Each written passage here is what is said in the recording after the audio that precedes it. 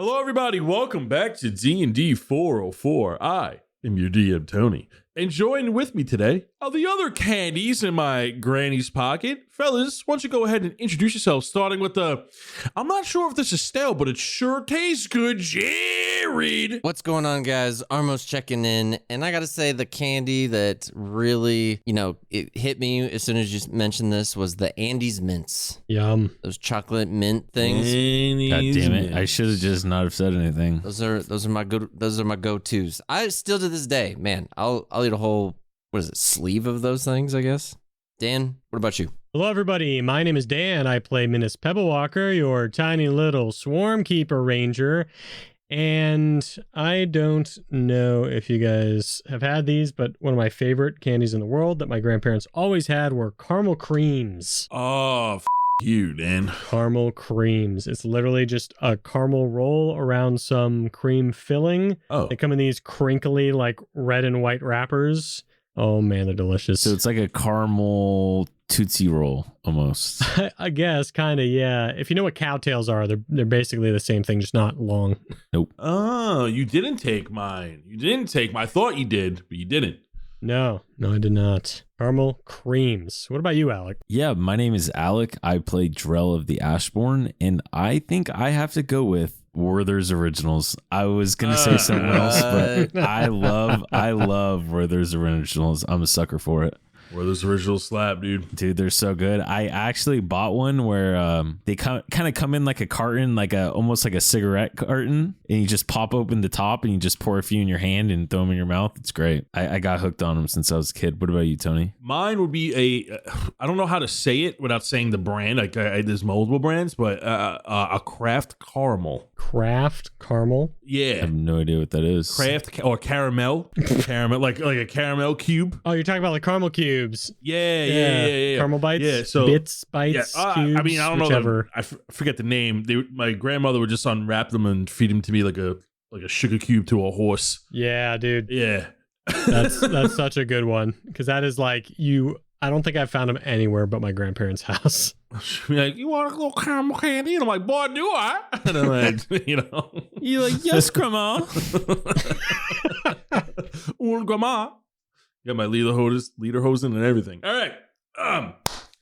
That's a little trip down memory lane, but you know the deal. Before we do the recap, we're going to do the rundown. And today's rundown is brought to you by J-Man. Take it away, J-Man. If you guys haven't checked it out, we are posting one video every day in the month of November. If you haven't checked it out, please do over on our TikTok. That's correct. We're also posting on YouTube and Instagram as well with some of those videos. So if you haven't checked it out yet, feel free to. We got some good ones. Hit or miss. Hit or miss. You know we never miss, huh? Wait. You know the deal. We're going to go ahead and roll for the recap where I roll a giant foam D4, half eaten by my bunnies, where I'm number 1, 2 is Alec, 3 is Dan, and 4 is Jared. So, fellas, how would you like me to score it into this wicked basket behind me? A spin slam dunk? Okay, first off, after the last jump we saw, I don't think you should be doing it anymore. I want you to shoot. I want you to just rain a 3 like Steph Curry. Just shoot it. Turn around from your chair and just pop one up. No. Look, you gotta post up. No. Look at the camera. Like, no. Full face the camera. Pivot on one foot. Shoot it. Oh. Okay. Maybe. Are we taking it? Well, I mean, yeah, hit the basket. I did hit the basket. No, do it again. One more. Oh. Okay. Yeah, fine. We can take it. I'm glad we didn't take it. Hey! Hey, what do you mean? we agree we weren't taking it. How am I just spin dunk? Let's go do a spin dunk. Yeah, spin dunk. What? Easy. That was sick, dude. I thought you were gonna just pull every single ACL in both your knees. What are we doing? We already rolled for this. Spin dunk got a 4. Who's doing the recap? The last one was a 4, so it's J-Man. What? The first one?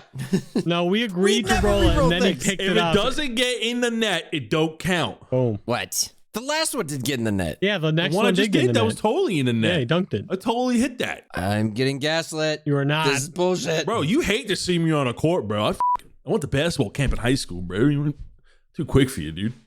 Watch your ankles. Basketball whole court hate to see me coming. For audio, everybody go, Jared, it's Jared.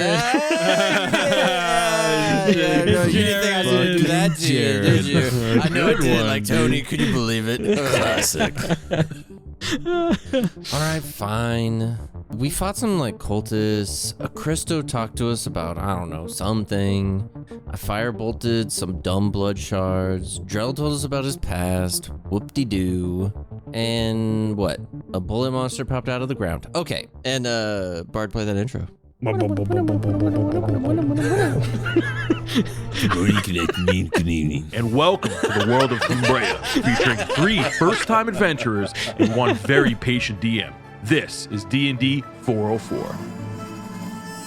Fellas, boyos, welcome to session 122. We pick up today's session in the middle of a high-speed chase while the 3 of you on horseback being chased by a giant bloodshard Bayloon inflicting monstrosity. Drell, give me an animal handling check. Oh god. First one of the day, 19. You successfully maintain your balance on horse as the 3 of you are trying to outrun this huge bloodshard inflicting monstrosity that is burrowing on the ground that looks like a red and silver bullet the size of a brick house. The 3 of you had decided to backtrack after Minnis had used an ability to learn its location, realizing it was going to make its way back, and the 3 of you decided to cut around the mountains on the north side of the map. Just as a reminder, this is on the pathway to the outpost of Streatham. We are going to pick up with initiative. Everybody roll for initiative as the 3 of you try to outride this massive red bullet. Do you guys know I have advantage on these now? Fun fact. 18. No, 19. Do you really? What? Yeah. What? Why? One of my rods. I got a nat 20, aka a 22. Damn. Yeah. What'd you get, Armos? 13. So real quick, for a chase combat, you have to move every single turn, but you cannot go directly backwards because horses can't just go backwards 60 feet. So you have to move in an advancing motion. If you're going to do jumping or anything that uses the horse's athletics, if you're trying to do something really cool, I'll allow you to use your animal handling proficiency as a modifier to its athletics. So if you're trying to say cover a gap of 15 feet on a horse or even 20 feet and you go to roll for it, I'll allow you to make an animal handling check to add that onto your horse's abilities. So all movement based checks and saving throws are done from the horse. Cool. Let's do it. All right. We are going to start at the top of the round. Drell, as you roll a 19 on your animal handling check to maintain your balance on horse as you were being chased by this red silvered bullet-like monstrosity. What are you doing? This thing is about 30 feet behind you. I would like to try to just dash. So you go ahead and make a dash action to the north, to your northwest, as you are now off the path and dive under some trees. Mm-hmm. As you can tell, the ground is a lot rockier here, and you're heading for a massive rock wall and a steep cliff in between these other jagged rocks that is coming up on your western side. That's where like the environment is taking you. It looks very dangerous if you're going to proceed here on horseback. I guess, can I just make a perception check of the path ahead to make sure there's no like upcoming obstacles or anything? Like we're headed in, I guess, like a good direction. Yeah, you're definitely heading into an obstacle. You don't need to make a check to see that. So yeah, that's probably just going to be it then for my turn. We're going to move to initiative 19. Minnis. Yes. So because Drell went on ahead of me, I think Bless does not have that far of a range, so I will take my movement action to get about 60 feet forward next to Drell. And can I hold my action to cast a 3rd level Bless on me, Drell, and Armos once Armos gets there? Yes, absolutely. So if anything happens in between, you'll have to make a concentration check. And it's an older rule that we had mentioned in the past that if you get hit and you make a concentration check, you possibly lose that spell slot if it's a level spell. I forget, why am I doing a concentration check? So when you hold an action that is a spell, that becomes concentration because you're waiting for a moment to cast it. Gotcha. Then, okay, so you're going to go ahead and hold Bless as you follow Drell's path northwest around these jagged mountains. We're going to go to initiative 16, which is this silvered red creature. And with Armos right in front of it as it's barreling out of the earth, you see it spiral outwards on an angle towards Armos as it goes to try to take a massive claw attack on you. With a 16 to miss. Oh, wait, what's your AC? It's like 15. 15. With a 16 to hit, do you have a reaction? I'm going to use my new shield spell.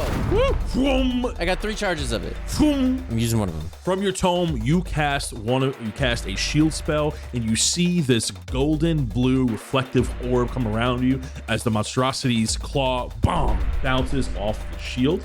First attack, it's going to try to make it another one. With a 22 to hit, that will break through the shield.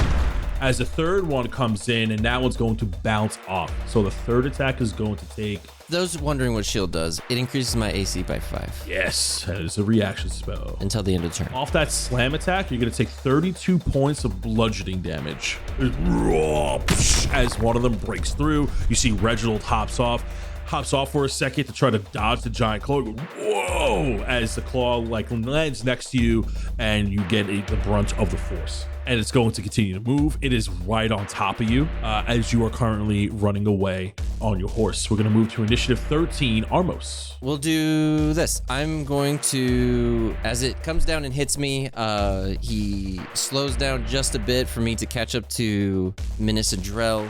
As I turn around on my horse, I raise my staff of power and cast Hold Monster. Oh! Very cool. You go ahead and cast Hold Monster right after Minnis's Bless goes off because you are now in range. Oh, Armos, glad you made it. Woo. All right, guys, get ready. As I cast Bless on everybody. Go ahead and cast Bless. Armos, your spell goes off.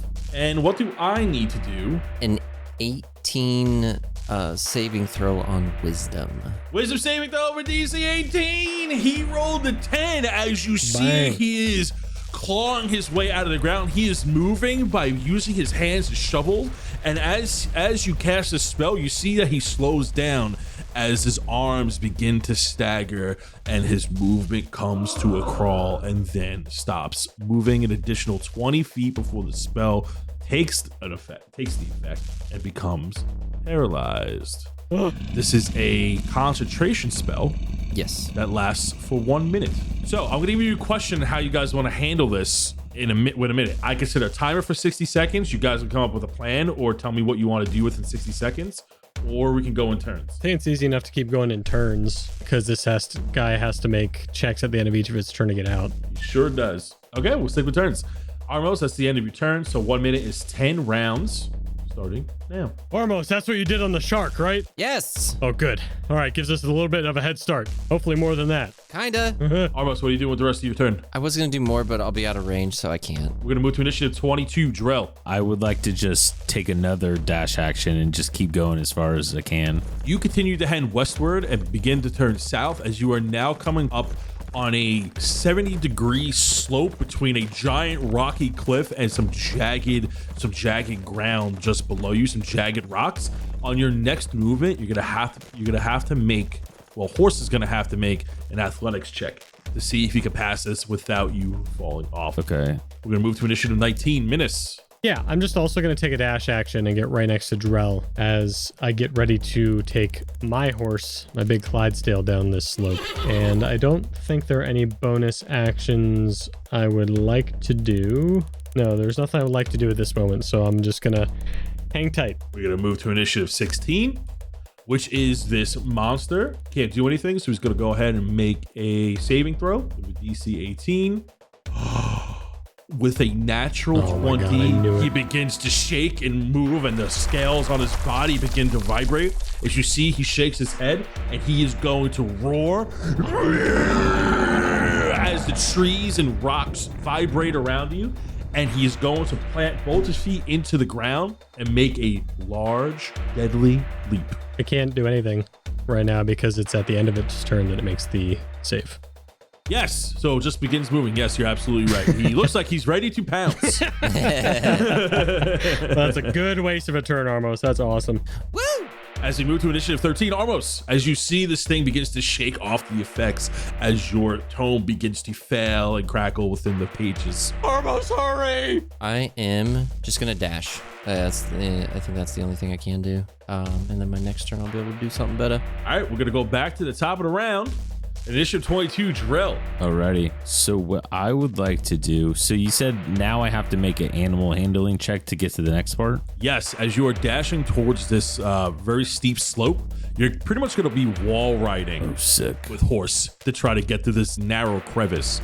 Go ahead and make me, this is going to be the horse's dexterity.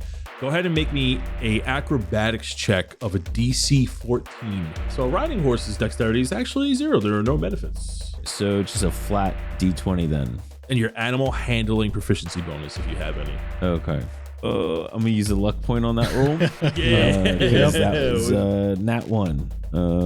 No thanks. Oh, whew, okay. Woo. So with the new roll and my animal handling check, that is a 15. With a 15, you take horse, you lean forward, and you pat him on the neck, and you two share a moment because he understands how dire this situation is, and you begin to wall ride as you make it to the other end of this narrow slope, Nice. this steep hill. I'm just gonna turn back to the guys. I'm gonna say, hurry up. Come on, let's go.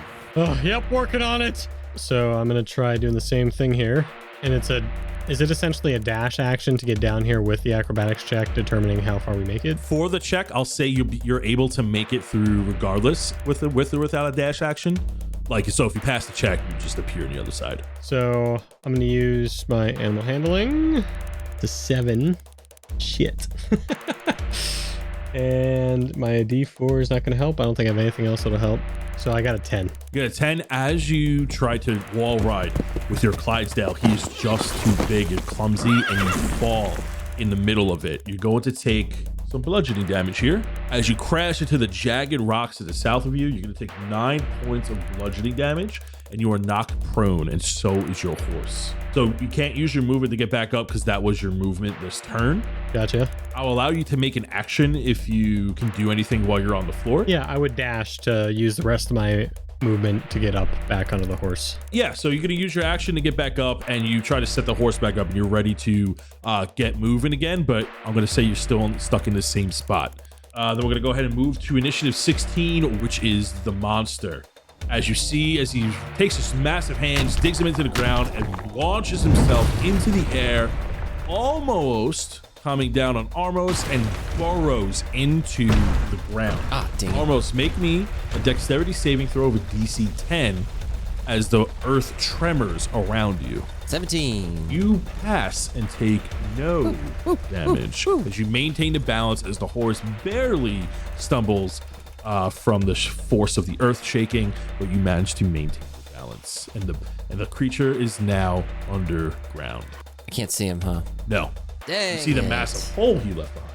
Well, I can see him. Oh yes, you can see him. Oh, wait a sec. Hold on. Locate creature, but I messed up. I don't know where it is anymore. My bad, guys. I used bless, which is also concentration. Totally forgot. No. So I have no idea where it is. Good thing it You didn't have any feel impact. the rumblings and tumblings of the earth tremors in this twisted, erupted land. The land that looks like it's terraforming from the inside out, with all this underdark gravel and mountainous jagged rock now reaching the material plane's surface. As we move to Armos's initiative on initiative 13. I think we're gonna try to go down this this little chasm as well. So if I go down it, I have to use dexterity. Is that what everyone was doing? Your check is going to be slightly higher because Minnis is in the way, which means you need to wall ride a little bit higher than Minnis and Drell had to, because there's a huge Clydesdale in the middle of your path that's trying to get unstuck in this crevice here. Okay. Oh wait, I have +1 to animal handling. Oh, there you go. There you go. Oh, look at that. So it's a 16 already. You meet it. You wall ride and you high five Minnis as he gets back on his horse, Yeah. and you safely make it to the other side. Nice, Armos. As you see a bead of sweat come down the horse's neck as he cut it quite close as you make it to the other side. Picking back up on initiative 22, Drell. Yo, I pat the horse and give him some ear scratches. We do have like a continued sense of the direction we want to go, right? Because I'm just like, yeah, you're following the road. okay. So then what I would like to do is just maybe continue. I'm going to try to get horse and we're going to make our way back onto the road and we're just going to keep heading south. And I'm going to continue to dash. Minnis, as we move to your initiative.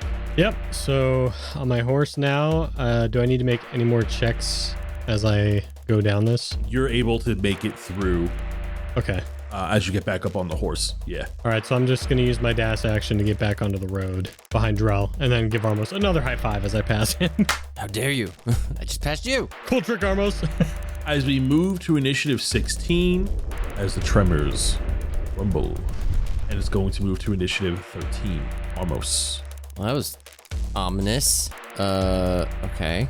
So I catch up to Drell as I pass Minnis and give him a high five, and then give Drell a nod as I'm neck and neck with him. You go ahead and you catch up. We're going to move to initiative 22, Drell. I'm just going to keep going. Just another dash action. Be like, what is taking you guys so long, Armos? As Minnis is still behind us, and I'm just going to continue to try to lead the way with horse and go another 150 feet. This monster's like Free Willy in the background as he's saying this, making dead eye contact with me. Just behind us, loam. It's underground almost. I don't know if we really want to be here too much longer. If you have a way to get out of here quicker. I mean, I do, but look, we don't got to hit the oh shit button just yet, okay? Look. That's fair. It's not like one of us is swallowed yet, you know? No. Yeah. No one's getting masticated today. Right.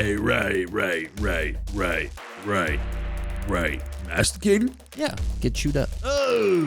And we're going to move to initiative 19 minutes. Good old dash action. Now, when I get closer around the mountain, I see that we're getting towards the edge of this mountain pass, and there's like a field opening to the southwest. Does that look like something we can cross? Absolutely. So Minnis is definitely looking that way, like, Drell, Armos, let's just go straight south now. We got to get out of here. As you head straight south, as this large creature continues to move on the ground, as it leaps from the ground and begins to make its way towards Drell. Don't shoot the creatures at me. As it begins to make its way towards Drell, looks like as this giant creature is like running towards you at full speed, horse and you are also running at it, and you see it's opening its mouth, getting ready to swallow you whole. Make me a dexterity saving throw as you try to swerve out of the way as this thing is trying to engulf you. DC 15. We still have bless, right, Minnis? Oh, yeah. So that is an 18. You successfully are able to sharp turn horse out of the way as the creature's gonna go past you, and it looks like it's going to aim for Minnis on its next turn as you are now heading south.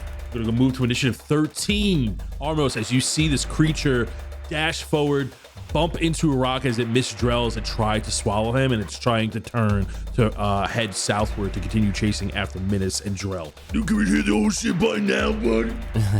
He's gonna masticate them. He learned a new word today. So Armos sees the opening that Minnis was heading towards. He heads straight south. He's the first one into the clearing as the ginormous monster is up ahead on the path. We're going to move to initiative 22, Drell, as you're now heading southward. Yeah, I was going to say, I'm just going to correct horse and just dodge out of the way, and then we're going to sprint in the field that Minnis mentioned earlier and just head straight south. Like, come on, horse, this way. I don't want you to get eaten, even though you're being kind of a dick. And horse is galloping as fast as he can. As we move to initiative 19 minutes. Yeah, I go directly south after seeing that. Oh, my God. Oh, and I'm right next to Drell after my dash action. We're going to move to initiative 16. This monstrosity is still barreling forward and is going to attempt to make attacks on Armos as it begins to claw its way forward, using its movement as attacks, essentially. gonna make 3 attacks against you. A 24 to hit and a 14 to miss, and then 19 to hit. Would you like to use your reaction? Yeah, I'm gonna use my shield. Use your shield spell, Whom, as only one of these attacks land on you. You are going to take 35 points of bludgeoning damage as this thing slams down, as the shield cannot hold up anymore, and it just penetrates through, and you essentially get pushed ahead 10 feet from the massive strength of this creature. And then the 3 of you notice something as the rock and rubble calm down from the massive dust cloud that are left behind with those attacks, and you see that the creature has stopped chasing you as the 3 of you are in this lush green grass, as the ground feels very different from the terraformed area you were just on. You see that the creature reacts differently, almost spins in place and then goes underground, and you feel the tremors lighten up as you get the sense that this thing had changed its mind. And the 3 of you are out of combat. Oh, okay. Well, that's good, right? I'm not gonna stick around to figure it out, and I'm Right. barrel ahead to. Do we see more of this green, lush area along the path going south that we can stay on? You do. So as you continue to ride, you notice that this dark clay area with the erupting rocks, this underdark material begins to fade into green grass. You are now out of this terraforming area. It looks very out of place from where you just came from. You're not sure what caused it. You know the creature preferred that area. You get the sense that it was a territorial attack rather than you don't get the sense that it was being hungry rather than it was defending its territory. Yeah. Despite its mutated appearance. However, it being on the surface level seems very weird from the creature's design. It looked like it belonged and lived underground by its smooth, large shell with its small eyes and a massive mouth and its shovel-like hands. And the 3 of you continue to ride as you catch your breath. What are the 3 of you doing as you continue to ride? I am going to use my cleric feature to heal Armos a bit. Yeah, please. Yeah. Do it all. I give you 15 points of health back from my preserve life feature. So that uses my channel divinity. So that is my once per day. And then I will also use a 4th level cure wounds on you as well. You're going to get 48 plus 8. What? It comes out to 18 back. Oh, I thought you said 48. I was like, what? I rolled pretty low on that, so that's rough. All right. You're feeling better, I'm hoping. I wish I wasn't getting hit, but I'm glad we got old Minnis here. And I scratch him on the head. You want a 2nd level as well? I mean, I'll give you more heals if you need. Just let me know. I mean, yeah. I still got this big old gash on my arm. And is this a problem? And I show him and it's like a third of my body. All right, here's a level 1 cure wounds. You get 7 back. Here's a level 2 cure wounds. And you get 16 back. Okay. There we go. That was better than the 4th level almost. Yeah, honestly. Jeez. Golden rule of D&D. Heal low, damage high when it comes to spell slots. All right, I'm pretty, I'll just put wrap this one up and I think I'll be good.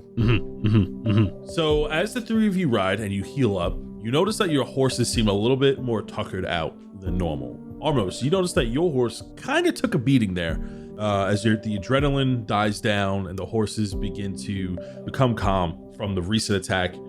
You notice that although your horse is moving at a normal pace, you tell that there's almost like a limp in its gallop of some kind, that it's hurting in one of its legs. And you're able to maintain pace, but you feel that if you needed to run again, or there's another emergency, that it could affect this horse's performance. You did take a significant amount of damage there, and some of that definitely reflected onto the horse during those barrage of attacks. But the 3 of you continue. I would like to pull out some rations that I have out of my bag and feed it to horse. Give him some rations. Go ahead and make me an animal handling check with advantage. Okay. Neither are that good. One's a 9. Horse does not throw you off its back, but it's very pissed at you, and it bites your hand as it takes some of the rations at you, and it's very upset of the situation you just put it in. Okay, look, it wasn't really my fault, okay? Anything, we just blame Armos. That's right, done. Horse gives a sharp look to Armos. What? Right? I mean, look at him. As he does that, I cast Armor of Agathis. It just gives me 25 temporary hit points for an hour. And yourself for any future attacks. Hey, I'm just, this calmness is a little uneasy. And the three of you begin to travel, and an hour passes, and your armor fades. Lame. And another hour passes, and then you see a wooden construct come into view. As you get closer, you start to see stacks of steam rise from its walls. The red clouds over you thunder as you see just through the bleak darkness of the shadowy landscape around you are torches that signify a gate. And then you see other torches along its walls, and there are stone watchtowers. You feel that you arrived at the outpost of Streatham. As you approach its front gates on your horses, is there anything the three of you would like to do, as all you see are these lit torches around this fortified wooden wall with stacks of smoke coming from inside? It doesn't look like it's on a fire, the stacks of smoke, but it looks like there is fire burning within it. I would like to have the axe like laying on my lap, just like prepared just in case. Paint me a picture, or I'll tell you what I want to do, and then you tell me if the picture matches what I think it does in my head. So is there a wall, and then behind the wall there's like, say, giant smokestacks or something along those lines behind it? Yes. That I could see, correct? Yes.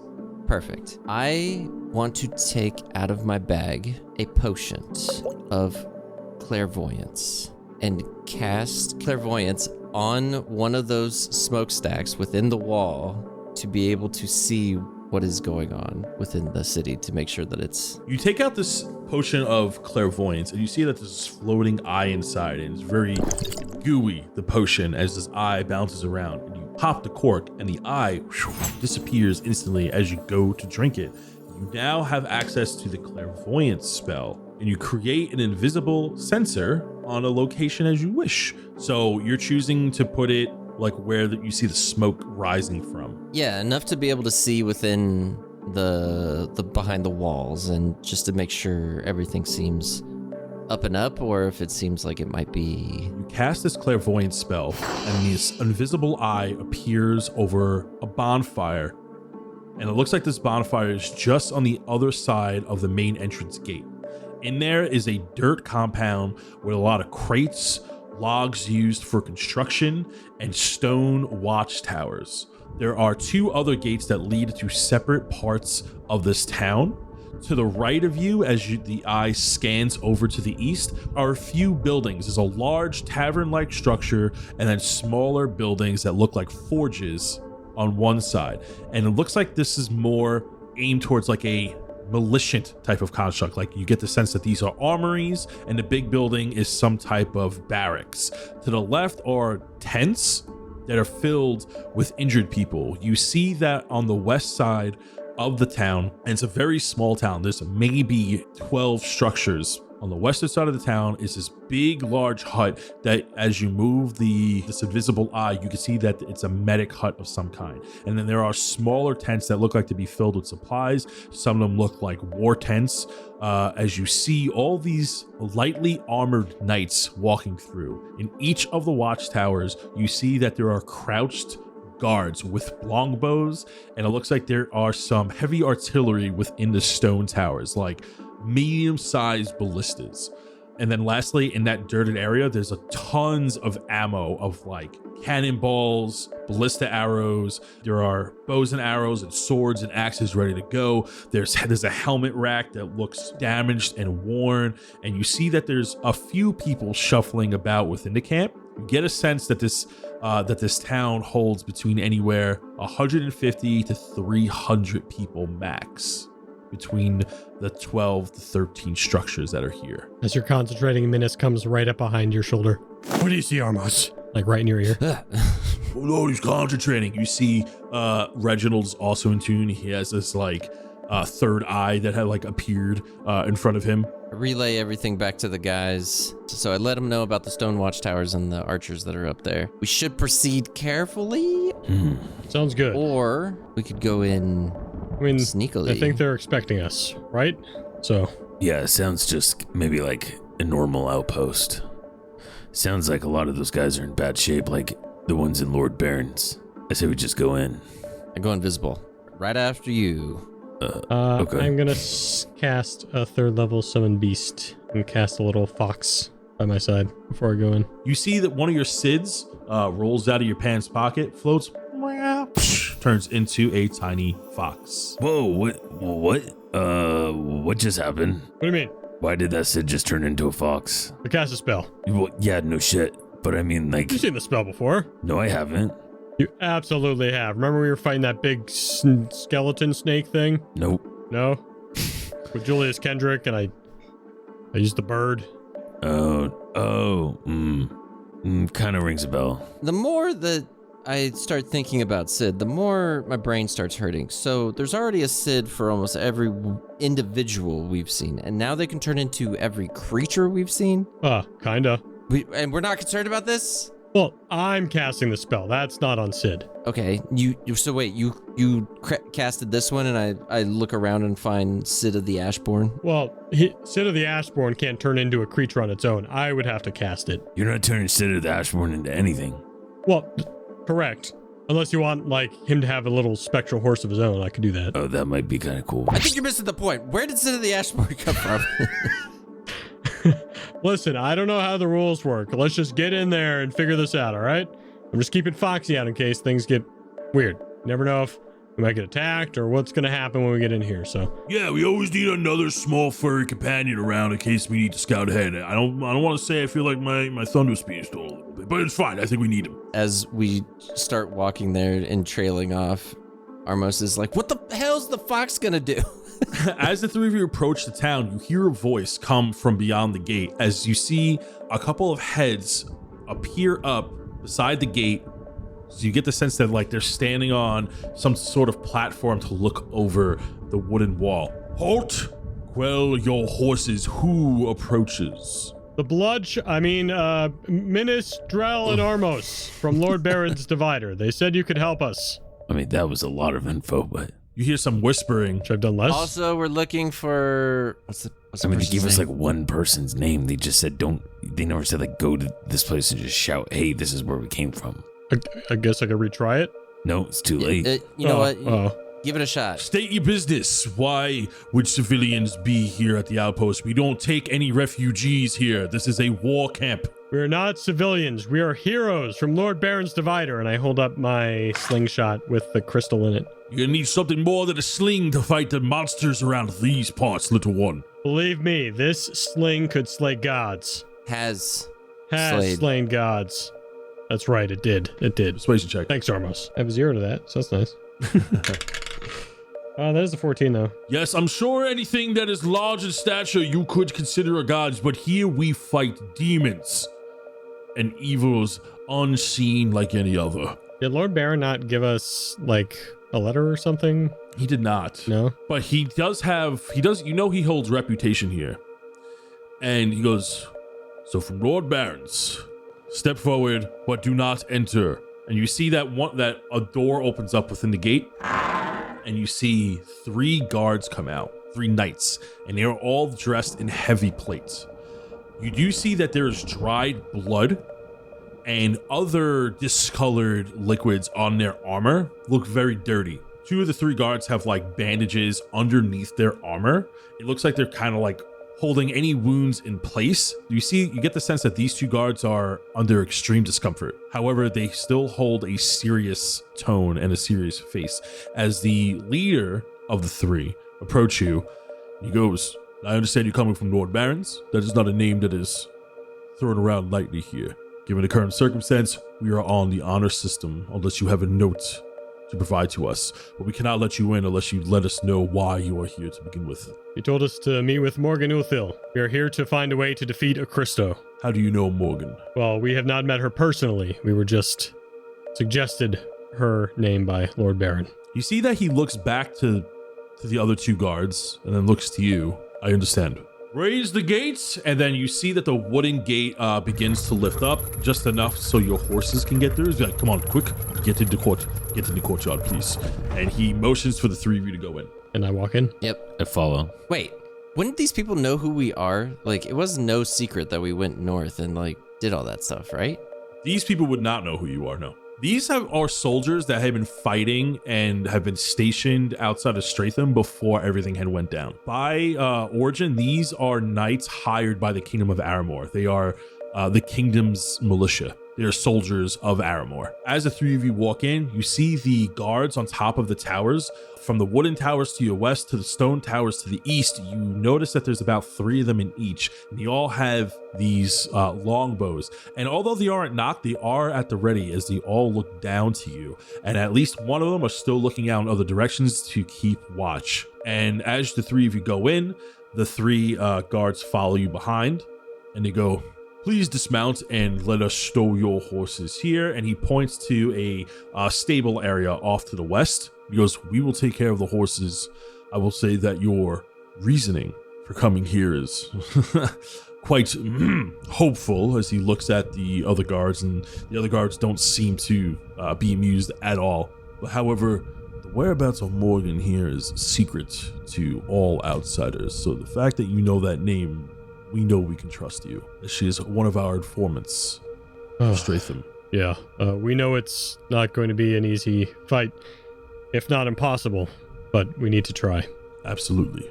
We all do our part here, and there are some rules within the outpost that I hope you would follow, and more rules of respect than there are rules of what you can or can't do here. Everybody here, if they are not on duty, they are recuperating. If you need aid, you can go over to our medical tents to the west. If you can heal, if you can give aid, please. We are in desperate need. We have a lot of hurt soldiers. Well, sure. I'm a cleric, so you can send me that way, and I'll do what I can. You see that like the guards have like this sigh of relief. It's like, we can take whatever you can give. The next thing, keep questions to our knights to a minimum of the horrors they have witnessed while being here. Most of our knights have seen a lot of things that no man should see in their lifetime. If you see somebody sitting alone, leave them alone. If somebody has information to give you, they will give it to you. Morgan is in the tavern. She has her own room. If you go to the barkeep, they'll send notice up, and I'm sure Morgan will come down as quick as she can. As far as food and rations go, we can only give you a few. If you have anything with you, we encourage you to eat that first, as food here is very limited. As you can see, we do not have a very high yield as of late. And you see, like, off in the corner, there is a greenhouse that isn't really growing anything. And you notice that some of the vegetation around here is shriveled. You notice that, like, all the trees on the outside, although on greenish grass in the shadowscape, are wilted and dying.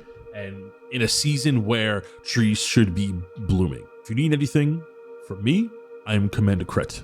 Thank you, Kret. I will go aid your soldiers and then make my way to the tavern. And I nod to Drell and Armos and head that way. I guess I will help. I'll kind of just like look around and see if I see people, like, how do you say it? Like fortifying either some of the area or, like, you know, loading up a bunch of stuff. I'll just go over there and maybe like help them. Yeah, you see that there are some soldiers setting up some carts ready to replenish the front line. They're loading up lumber, they're loading up boxes of cannonballs and ballista shots and some swords and bows there for a nice restock for the soldiers. And you see that as you go to lend a helping hand, you see one of them introduces himself to you and lets you know that he needs help loading these crates for the resupply that is happening in a couple of hours. Yeah. So, yep, I'll go over there and I'll help them that way. Armos, are you doing anything? The tavern, and go try to figure out where Morgan is. Minnis, you are inside the medical hut, and it is a big, huge medical tent, and there are just rows of beds. And on these beds, almost every single one is taken, and they are filled with groaning patients. A lot of them have their chests and arms wrapped up. You see that a lot of them are missing limbs.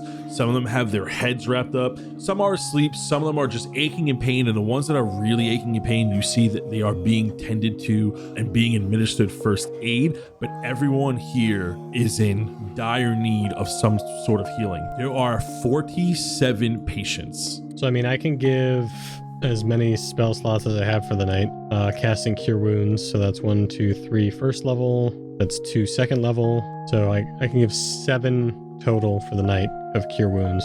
You lend your hand, and over the next hour and a half, you tend to some of these patients. You acquaint yourself with some of the physicians here and some of the nurses, and they are immediately thankful. They catch you up to speed, and in between healing, you are also offering any additional aid that you can to some of the patients that don't necessarily need healing, but just need to be tended to.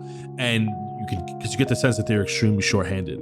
And one of the physicians are talking to you, be like, thank you so much. We had a few healers here about a fortnight ago, but they had to go to the front line to tend to the soldiers that are ongoing, battling these monstrosities, trying to make it into our lands.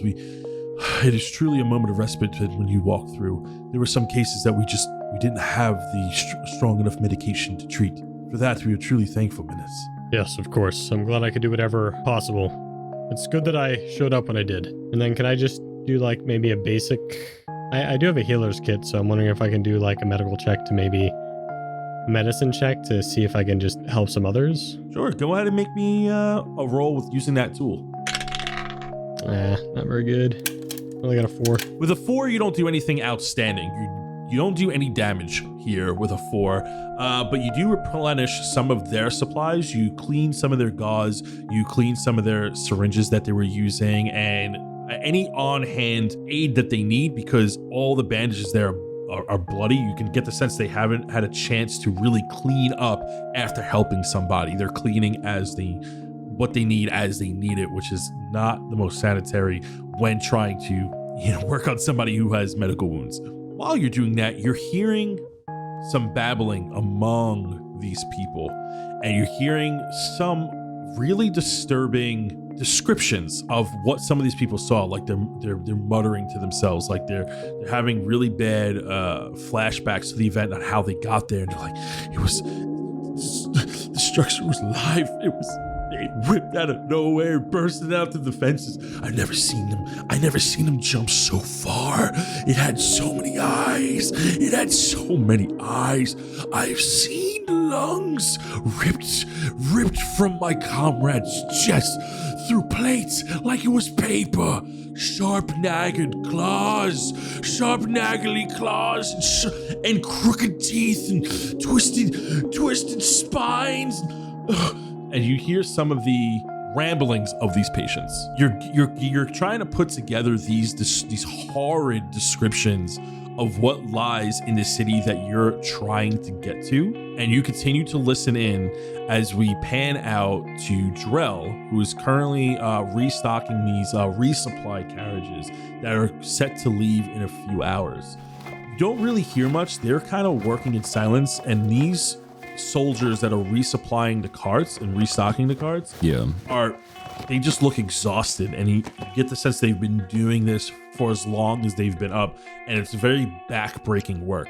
They do seem happy as you're just like picking things up with ease. You're much stronger than they are, and you see that they start to slow down so they get a rest, and maybe you give into that as you take a brunt of the load off as you finish up resupplying these crates, and they are resupplying these carriages, and they are very grateful to you.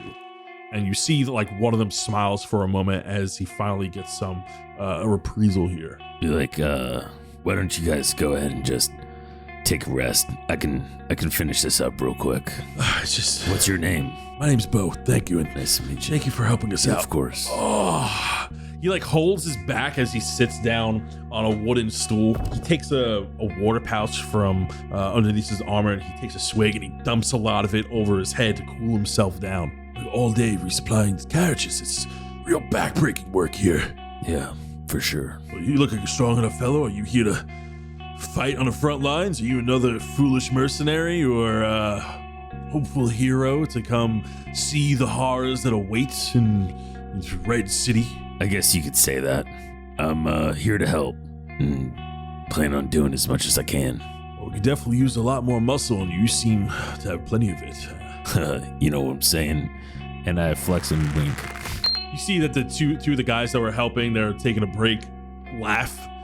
It's like, yeah, we need more of that humor around here, for sure. For sure. Tell you what, there's there's gold with your name on it if you come back here and you have the same demeanor. All right, let's see what happens. What's your name, big guy? Mine is, I look around, tempting and contemplating whether or not I should lie, and then Drell kind of realizes he doesn't have a reason to, and he goes, it's Drell. Drell of the Ashbourne. Oh, free folk. You're real far away from home, huh? I've been a traveling man recently, been all over the world. Now it brings you to Hell's Gate itself. I guess, have you guys been up there or what? Oh, we've been up there. Trust me, this lifting rocks into boxes and boxes onto carriages suck. But I'd rather be doing this than facing what's over that broken bridge. Well, we, got some, crazy stuff that we've been through recently, and sure sounds a hell of a lot like it. So, we'll see what happens. It's not about how big the monster is, it's how many can you take out and how long can you do it for? Because it's non-stop. It's all about the stamina, huh? It sure is. Thanks for the heads up. If you have a choice, I wouldn't go. But to each their own, and happy to have you.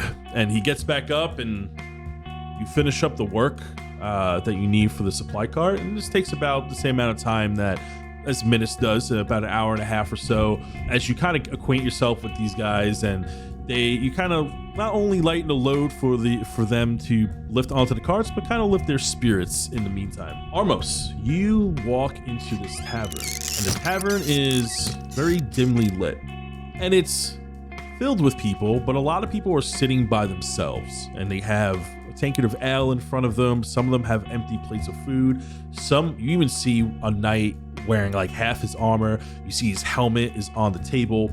He is white knuckling his short sword on the table, while the other one has so one hand has a short sword, the other one has a tankard of ale. He's just staring at his bland porridge, like looking into the water, as you see like he's reflecting onto himself, and he like will not let go of the sword. And due to the darkness within the tavern, everything's lit by candlelight.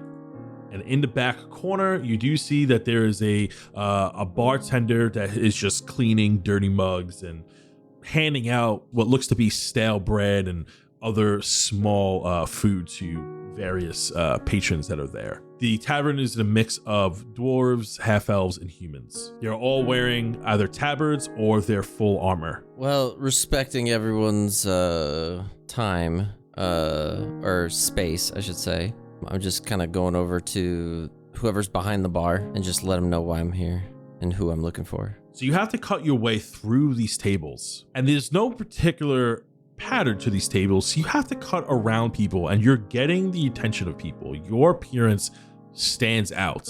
You are a red tiefling with horns and a devilish-like tail, wearing an all-black robe. And as you cut through, making your way, you see that one of the patrons stand up and cuts you off as he's holding his blade. It's the patron that was like white knuckling the sword, and he goes, "Demon within our midst, how dare you come to our home, our place of refuge, and come here with your foul smell and your horrid appearance?" And he's pointing the blade to you, and he begins to ramble and threaten you, and everybody is like in stunned silence. And then you see one of the people get up from the table and try to hold him back. He's like, no, he's not here to hurt you. He's not here to hurt you. What's his problem, Armos? I look at him unfazed, and as his buddy goes to grab him, I polymorph him into a snake as his buddy grabs the snake and be like, he needs to calm down.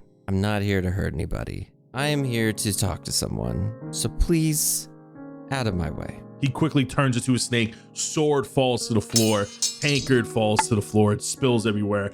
As you see that the man that was trying to hold him back holds this snake that is now erratic within his hands, and you see everyone like scoots back, and you see a couple of people grab their swords at you. The barkeep in the back goes, "Okay, state your business before everyone here starts drawing blades and starts sharpening them on your flesh. I don't have time for this. Okay. Time for what? You come in here turning people into snakes? What, are you out of your mind? Look, I am just trying to talk to that individual, and I point over towards the barkeep. I don't need any of this. I'm not here to hurt anybody. I just need to have a conversation. I've been all the way north. I've been all the way west. And now I am in this godforsaken place all the way to the south. I'm here because of Lord Baron and I pick up the snake and toss it as I undo the polymorph. It's going to get in my way. You see the snake poofs back as the guy's like touching himself and he's trying to like find all of his limbs. He goes, Demon, you're just gonna allow this magic, this evil arcane in our own home? All right, now the person who's yelling I use suggestion on, and I make him feel just real comfort and warmth, and he's just the happiest person that there could be. The suggestion must be worded in such a way or manner to make the course of the action sound reasonable. Asking the creature to stab himself or throw himself into a spear or any other thing that's obviously harmful will cause it to end. The target must make a wisdom saving throw. On a failed save, it pursues the course of action described to the best of the ability. All right, let's go roll a wisdom saving throw. And I want him to have the best night of sleep ever. He fails with a 5 as you see that this panicked man becomes calmer. He goes, he's just like trying to hold himself, and he's trying to calm himself down, like he's shivering as if he's really cold, and soon begins to calm down. And then as people just looking at you, look, another arcane trickster in our midst, thinking he can come and comfort us with his magical tricks and whatnot. Another charlatan, and you see that a mug of ale gets flown at you, but misses as it rolls past your feet from behind. I'm gonna just act like that didn't happen as I proceed to walk further, but feel free, anyone that wants to get back in my way. I'm just trying to talk to that individual over there as I'm making eye contact with whoever's at the bar. Barkeep looks at you and definitely takes a step back as you approach him. Why are you here? Why are you causing a ruckus? Why must you torment these soldiers? Me torment? Look, I just came in here to have a conversation. These individuals, unfortunately, are a little on edge. I just put him in a nice, cozy trance, and he's gonna have the best night of sleep of his ever. Tomorrow, he's gonna be the happiest person that there is. So really, I did him a favor, but that's here nor there. What I'm here for is Lord Baron sent me on a mission to come here to talk to you to find Morgan. You see as he's looking at you for most of your sentence, and then you mention that name, and he tongues his cheek. Why don't you go ahead and have a seat at that open table over there? He doesn't need it anymore. I'll send some drinks over. Morgan will be with you shortly. I will send word. And he stares at you. I misty step over to the chair and sit down. As you misty step and appear at the table, you see a lot of these knights who are trying to regroup give you dirty looks. They are not happy that you are here. Look, I'm on your side. It could be worse. Or it could be better and you won't be here, as another mug gets tossed in your direction. I have Reginald hellish rebuke it, and it makes a very loud noise to not obviously do that anymore. As he does that and the beer goes everywhere, I use my thaumaturgy and just say, enough! I am here on your side to fight for you. Let's all just have a good time and be calm. We don't need to get me angry. As the ground shakes. You see a lot of the soldiers stiffen up. They look at you and then return to their business, and they all begin to make comments among themselves. What? As you have now become the new topic of conversation at their tables. As you wait, you see that the barkeep goes to the back, begins making some drinks. You see that he grabs the attention of one of his helpers, and then you see the helper goes and runs upstairs to where some rooms are to go preach for Morgan. We'll say that some time passes, and as you're waiting for Morgan to come down, Minnis and Drell have finished up their tasks and meet you back at the tavern. And Minnis and Drell, when you two walk in, and regroup, you notice that there's another hush of silence. Here we go again. As everyone looks over to you and then looks at each other, and you can get the feeling that they're all quietly judging you. Rough crowd, huh? Guys, welcome. I shout over the deafening silence. Welcome in. These are all my friends. That's like Armos. I look up at Drell.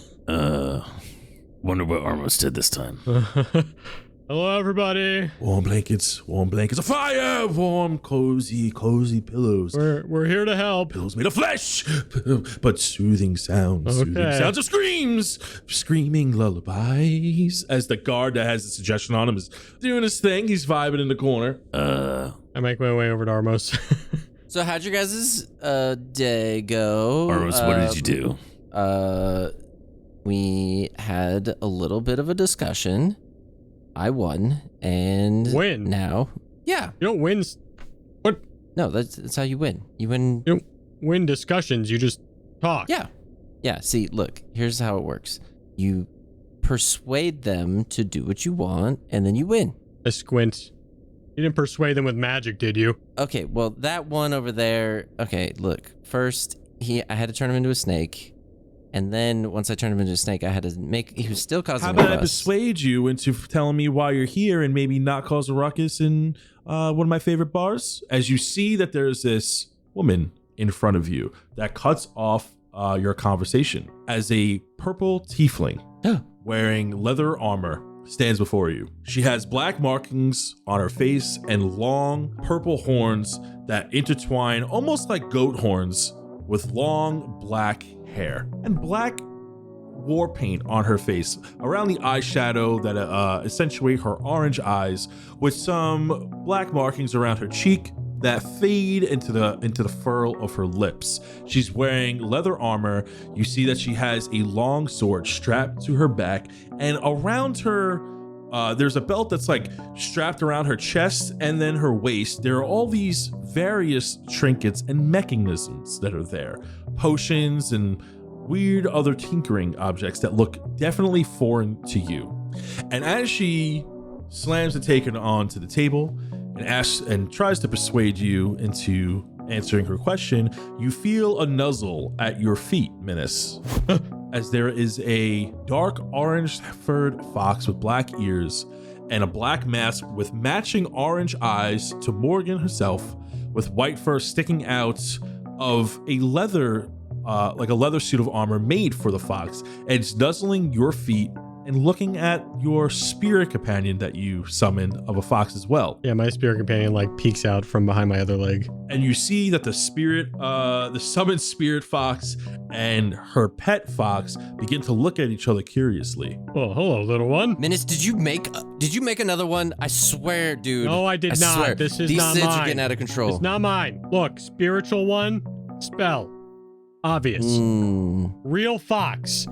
Hard to tell. Wait, this is a real fox. What's a real fox doing in here? You cool? Oh, he's fine. You're good. And I reach toward the fox. He's a strange one, but definitely curious and inquisitive. And just seeing your fox of lights, we'll call it, is intriguing him and intrigues me as well. More like fake foxes. What's your name, little guy? As I scratch the head of the fox.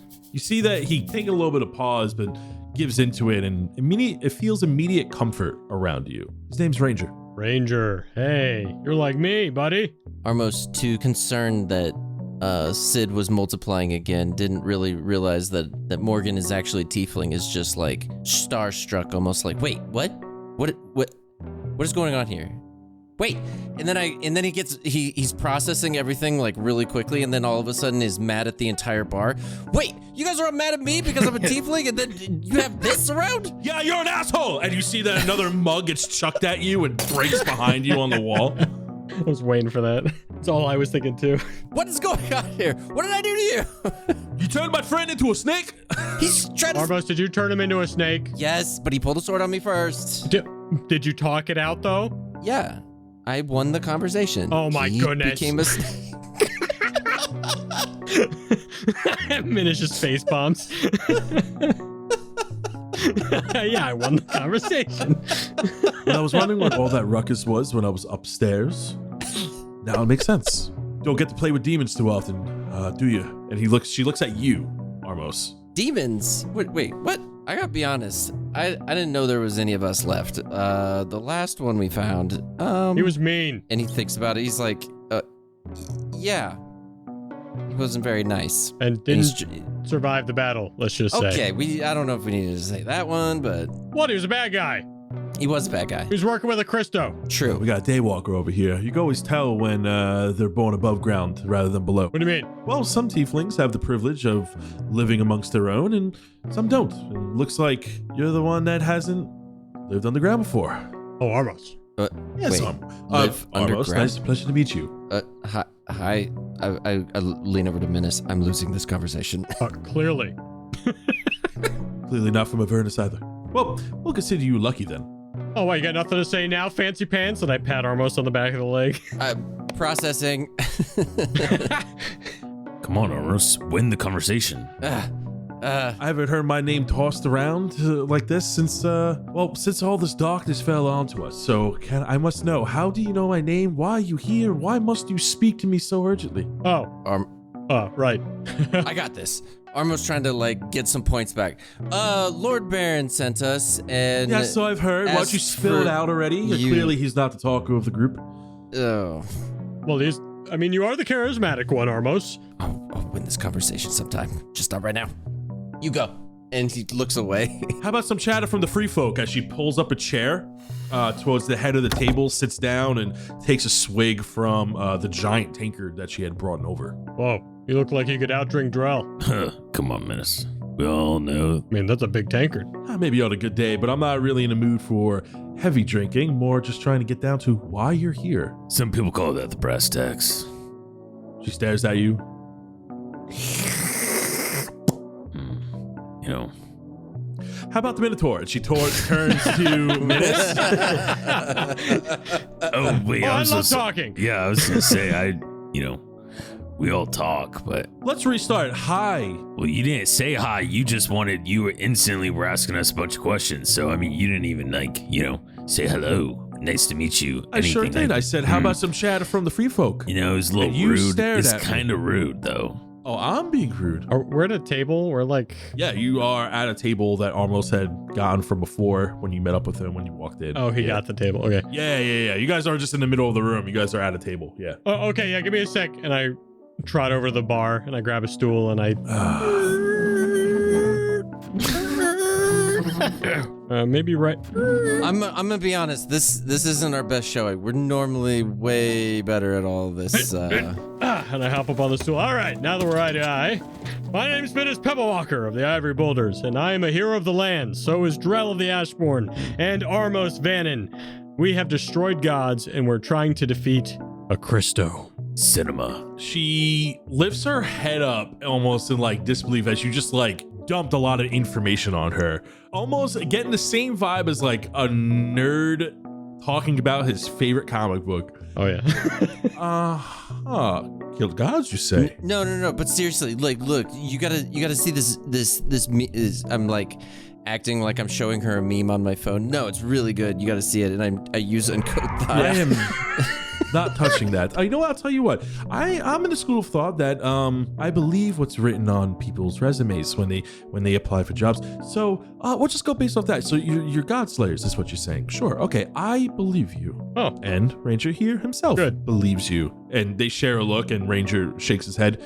So I think you can put the paper away, Armos, as the paper slumps down. But there's 4 more that it really makes context if you look at them all. It's really great. It does make us look really cool, I promise. No? Okay. Thank you for the introductions, Armos and Drell and Minnis, and I'm glad you're able to introduce us. And she looks at you, Minnis, and gives you a smile. I am Morgan Uthu. Not many know my name around here. That's probably why you got through the walls. We tend not to take in any stragglers on the road. They tend to be bad news and never who they say they are, but I guess you could say my name's a bit of a key around here, and I do appreciate that. And if you don't tell anybody that I'm here, I'd greatly appreciate that as well. Oh, of course not. There's only one reason why you would seek me out, but I need to hear from you, for I am certain that I can trust you. So you're throwing around big names like a Christo. And Lord Barons, what do I have to do with Christo? What? I don't know. Just Lord Baron said you could help us maybe get into the Red City. That's what I was looking for. So she looks at Drell and Armos and looks at Minnis and looks back at the two of you. You can take some notes. I guess he's the smart one of the group, and I appreciate that. Thank you, Minnis. Oh, I guess I am. And I put my arms to the side. Just because I don't want to talk to you doesn't mean I'm not smart. Drell looks the other way. You traveled a long way to not want to talk to me after tossing my Minnis is name our around. Negotiator. That's why Minnis is doing the talking. Whoa! I mean, I am. Whoa. Yes. Oh, let's settle down. And you see that she like kicks her feet back for a second as her chair goes on the hind of its legs, takes a sip and sets the chair down. She catches her balance. We're just having fun, right? We gotta have a little fun while we're here. We're all here to relax. I don't feel very relaxed, to be honest. It's dark times. It's very dark times. Some of us are more accustomed to the dark than others. Hey, wait a minute. What I don't like is when you start coming around here and you start shooting spells all over the place like you own the weave or something. See, I don't like that. And she looks at Armos. Armos. My neck creaks over to Armos. This is me being mild, okay? That I don't like when I get a sword thrown at me as soon as I walk in here. I was coming straight over this way. That guy got in my face. I wish he was lying. I'm glad we got here when we did. Best thing that could have happened to him. He's gonna have the best night of sleep though, so you're welcome. I'm sure he is. A lot of people here don't really get great sleep. A lot of people here have seen a lot of terrible, terrible things. And if where you want to go is where you say you want to go into the city of Streatham and you want me to help you, well, I am the person that can help you. Oh, good. And if Lord Baron requests it, then I surely will. However, I don't know if you're ready to see the horrors that are on the other side. I think if you look at Armos' paper, you'll see we are. I roll my eyes. Is it a giant hydra that's an actual false hydra that's been manipulating a city this entire time that we happen to destroy? Because, I mean, that's just the setting the bar as low as possible on the things we can accomplish. The highest part is we just got back from the north and defeated a god. But, you know, you don't want to see my papers, but that's fine. That's fine. I mean, I have a golden rule. If it looks magical and it ain't mine, I don't touch it. I mean, I'm not gonna lie, that's a pretty good rule. Whoa, let's not all. I got a stick I'll touch it with, but I don't have that on me right now. Just know we're very qualified. I could do magic, but Drell's got a legendary axe over there. And Minnis has this thing, and I hold up his little slingshot. And you've got your tome. we look like such misfits. Oh yeah. My God. Well, I do like your gear. I'm a one for trinkets and equipment myself, and I like to create the ones that I like to use. And, well, I see you got an eye for the unique things, and I like that. I am planning on re-entering the city rather soon, actually. You caught me at a great time. I need to deliver some supplies to some people on the inside, some of my confidants. There are a few people on the inside that can really use these supplies, and well, we'll consider that payment. You can help me, you can escort me to the city, and I will show you how to get into it. And, well, once you're in there, you're on your own. I only go back and forth. I try not to stay inside the city because it's a horrible place. Yeah, no kidding. Yeah, sucks. So, the way getting there isn't fun either, but it sure beats walking to the front gate, and we are not doing that. No, thank you. Any help you can give is well taken. Of course, and I appreciate yours. And plus, she looks at you, Minnis. A walking beacon of light is surely needed there, and one who walks with hope and faith would be greatly appreciated in that dark, dark city. No, I'm not a beacon, and I blush. Freaking God. I gotta ask, how do you feel about hiking? Oh, I love hikes. I mean, I used to do that all the time in the mountains. I would hike up. I got a list of trails I could show you for when we're, but this is not the time.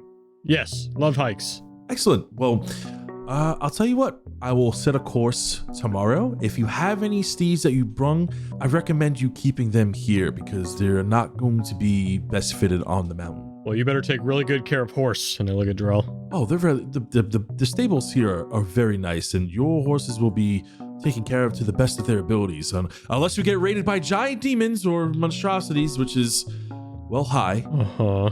No, you don't understand. This horse was lost for a very long time, and then I found it again. It came back to me because we're best friends. As a whinny echoes in the distance. So you cannot leave it or lose it. It will remain safe here. Drell squints his eyes. I mean, unless it can climb mountains, walk through manors, and navigate itself through the sewers. I mean, it For all tight could fits. if it wanted to, but I'm actually intrigued to see if you could squeeze through the sewers. Yeah, you seem a little is that a fat joke? large. Don't worry about that. And I cast No, Drell. Shriek on No, him. Drell puts his fingers do up. it. Don't you dare. Do you reduce him? Yeah. No, I have to Look get at- some see- sort of saving throw. I think he so, can't just yeah. automatically. Yeah, it's I know, definitely I a know. willing creature. Yeah. It's definitely willing. So either way, it's hilarious. Like if my magic doesn't work, I'm like, oh, hang on. I swear it works. This never happens. And one last question. How do y'all feel about swimming in blood? Oh. Oh. Well. And that's where we're going to end this week's session. Wait, no, I got one more thing. How do you feel about dragon eyes? And I pull out my goopy dragon eye. Facepalm. Yeah. You mean the one that's been decaying because you found it before you stepped on? Yeah, to try to impress her with our adventures. I just lean very slowly towards Drell. He lost miserably in this conversation. Yeah. She looks at the dragon eye. The camera pans on the dragon eye, and the dragon eye droops as the iris in the center like lazily falls, and that's where we're ending the session. Horrifying. Guys, I think I'm winning. I'm bringing us back. For the first time ever, Minnis does not try and like lift Armos up. He just goes, no. He shakes his head like, no, you did not. One purple tiefling, and y'all fold. I don't think. Hey, I wasn't the one that wasn't telling her why we were here. It's too funny. That was really good. Almost scared me a little bit at the end there. I thought he was about to start a bar fight for some reason. Honestly, but I just wanted to get to the bar, and then I was gonna buy them all like drinks, and then raise their whatever. But then when they kept like throwing stuff at me, I'm like, okay, now you're gonna fear me. I didn't hurl him through hell, so it's positive. yeah, that would have been great. Yeah. Yeah, so that was a fun one. That was a fun one. A lot to talk about there. We'll talk about it in the after show. Does anybody have any recommendations this week? I got nothing. I feel like I had one, but I forget. What about you, Tony? Do you have one? Yeah, you know what? I actually watched a pretty good movie today, right before our session, called Queen Pin. Yeah, so it's called Queen Pin. It's a comedy movie about one of the largest counterfeit scams ever run in America with couponing. Kristen Bell is the star. And I don't know if you guys ever watched Cobra Kai, but Paul Hauser, who plays this like loss prevention guy in the movie for one of the supermarkets, he's so funny. But pretty much these two women... Queen Pins? Yeah, Queen Pins. Pretty much these two women pretty much get free coupons from like a factory, and they just start selling coupons online for free stuff. So like they'll sell a coupon for like half the price of the product, and people just redeem it, and it like they end up like costing supermarkets like millions and millions of dollars in profit because people are just getting technically free shit from the store. Oh, damn. Like free toilet paper or whatever. It's a huge counterfeit scheme. It's the biggest one in America apparently. And it's just like a movie. It's like loosely based off that, and it's so funny. We have the first ever conflicting rec. I'm going to anti-rec Queen Pins. I thought it was not a good movie. Really? Don't go watch it. So you guys let us know. You watch it and then let us know who you agree Yeah, with. Team Tony or Team Dan? Oh man, I hated that movie. Really? I didn't hate it. I just thought it was like so boring, I thought it was, and like the logic of it was so bad. well, I like Paul Hauser, you know, the loss prevention guy from the supermarket Oh yeah, he's with great. Vince Vaughn. Yeah. Like He's the best part of that movie, I think. he really is. I'll give you that. If he wasn't in it, maybe the movie wouldn't be as I wouldn't like the movie as much.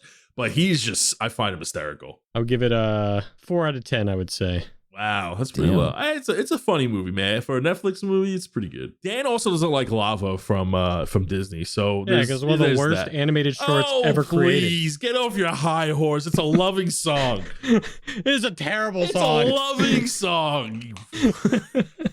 You know what this female volcano needs for people to like it? Boobs. What? The volcano does not have boobs. What? Terribly Does it really? written lyrics. It's not overly done. I'm exaggerating the volcano. Oh. It was very much like this guy went to Hawaii, read the story, and was like, I'm just going to steal this story and make a short off of it. Do you like lava? Are you Team Tony or are you Team Dan? All right?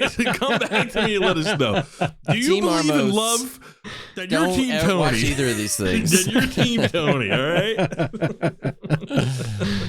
Polynesian language is written with all these wonderful vowels, and they write this song with the hardest American consonants I've ever heard. Oh my God. I have so many thoughts about this, but I'm getting ahead of myself. Thank you for the rec, Tony. Everybody's entitled to their opinion. Even Don't though they're say it, wrong. don't You're say losing it. this Don't even I conversation. didn't say Tony was wrong. I said you said that. I didn't. Bitch. That's good. Let's go ahead and move on to our Patreon supporters. Yeah. Say goodbye, everybody. Bye.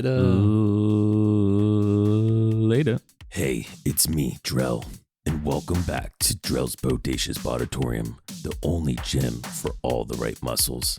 And thank you again for your memberships. This gym palace would not be the same without all of you. And I just have a few house clean announcements I need to make, and then I will let you get back to your sessions. First, the Shadow Smugglers. To the Dread, with the sauna being out of surface, I've seen you playing a lot of pickleball recently. And take it from me, I used to hate that game. Like, really hate it. Like, I thought it was stupid, and that everyone that played it was weird. But I was wrong. I played that game once, and now I'm hooked. So, I've decided to rename the pickleball court to the Dread Memorial Athletic Court. I know you're not dead or anything, but I think it sounds a lot cooler. Alara Dawnstar, the Blend and Bulk Fitness Smoothie Station, has been running smoothly with you as the newly appointed manager. I have seen several SIDs also now employed there, and they seem very hard at work actually. And now that I think about it, I only really see you standing around and talking to friends. And I actually also have never seen any of those friends pay. Okay, I feel like we may need to revisit this new appointment. Reese, although the yoga and meditation classes haven't really been a great hit, I mean, literally to this day, the only people who have attended them are Minnis and Kemi Joe. Minnis has agreed to pay a premium membership to keep the classes going. So for the meantime, we can continue to do so, but if that seems to end, it's back to the cycling classes for you, bucko. No exceptions. Julius Kendrick. Julius is unfortunately back on suspension once again.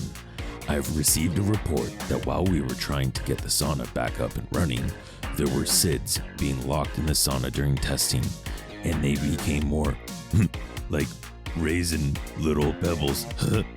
I mean, it's not funny, but I will be looking into this further, and he continues to be on paid leave until I can get to the bottom of it. Next is our Bloodshard Bandits. Reigns, as you know, the semi-annual Drell's bodybuilding competition is right around the corner, and I heard you're the favorite.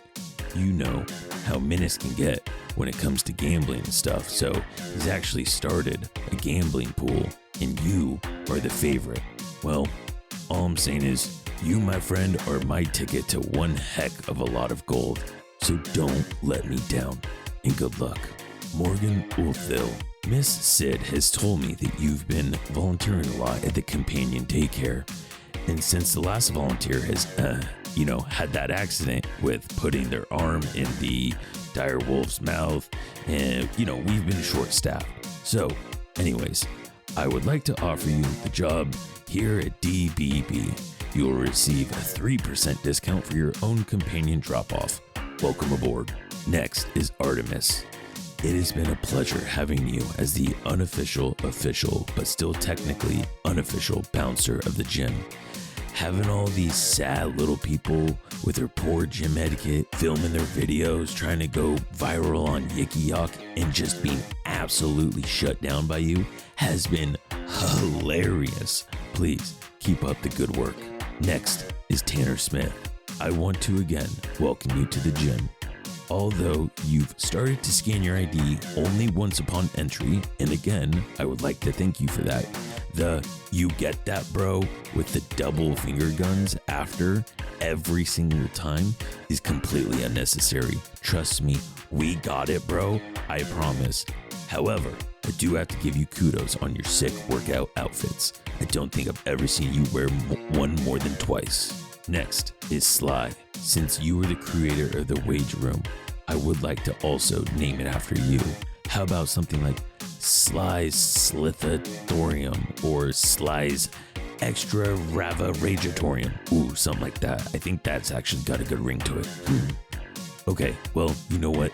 Let's workshop this. If you got any good ideas, go ahead and put them in the suggestion box. Rommel, I found your help with repairing the sauna to be extremely important, and I'd like to thank you for it. However, there's been reports that both you and Rom Sid are leaving around traces of sap all throughout the gym.